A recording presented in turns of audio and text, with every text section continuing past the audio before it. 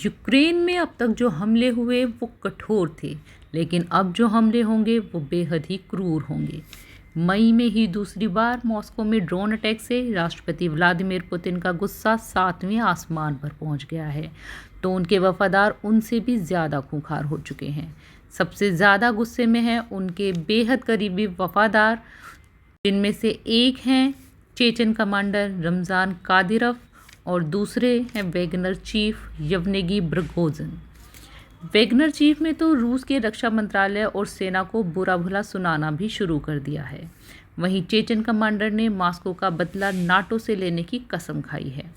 Kadyrov Ukraine के युद्ध से पहले साल में ही पुतिन को मारियोपोल के रूप में बड़ा तोहफा दे चुके हैं, जबकि प्रिगोजिन ने इसी साल बखमुत पर फतेह करके पुतिन की मुराद पूरी की है। पुतिन ने अब फिर कादिरोव पर भरोसा जताया है। पुतिन ने चेचन कमांडर को यूक्रेन में क्या नया टारगेट दिया है, इसकी भी जानकारी हम आपको देंगे। अभी आप मॉस्को पर ड्रोन हमले में गुस्से से लाल कादिरोव की नई और सबसे खतरनाक धमकी सुनिए। उन्होंने कहा, मॉस्को में हमले का जवाब कठोर नहीं बल्कि क्रूर होना चाहिए। रूस में मार्शल लॉ लागू होना चाहिए।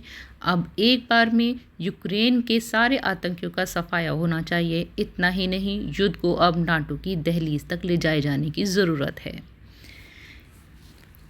कादिरोव ने यूक्रेन की सरकार को नाजी और तानाशाह तक करार दे दिया। पुतिन के इस बेहद करीबी वफादार ने अब यूक्रेन और उसके मददगारों को उनके ठिकानों पर हमले करने की सलाह दी है, जहां पर बैठकर नाटो के नेता रूस को तोड़ने की ख्वाब देखते हैं। ऐसे में अब सवाल ये कि क्या यूक्रेन में बरसते रॉकेटों और मिसाइलों का रुख नाटो देशों की तरफ भी मुड़ सकता है, क्योंकि कादिरोव ने सीधे तौर पर जर्मनी और पोलैंड का नाम तक लिया है।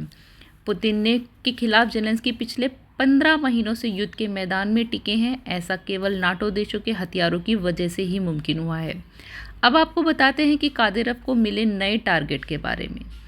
दावे के मुताबिक पुतिन ने अब यूक्रेन को युद्ध नीति में थोड़ा बदलाव किया है। उन्होंने चेचन कमांडर कादिरोव को पूरे डोनेट्स्क पर रूस का झंडा लहराने का टास्क दिया है। वैसे भी डोनेट्स्क के ज़्यादातर इलाकों में रूस का ही कब्जा है, लेकिन कई हिस्सों पर यूक्रेन की सेना अब भी डटी हुई है।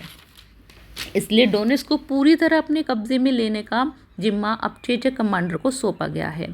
वैसे कादिरोव और प्रिगोजिन तो केवल 2 नाम हैं। पुतिन के पास ऐसे और भी कई तीर हैं जिनको इस्तेमाल किया गया तो यूक्रेन का युद्ध जल्द ही अपने आखिरी अंजाम तक पहुंच सकता है।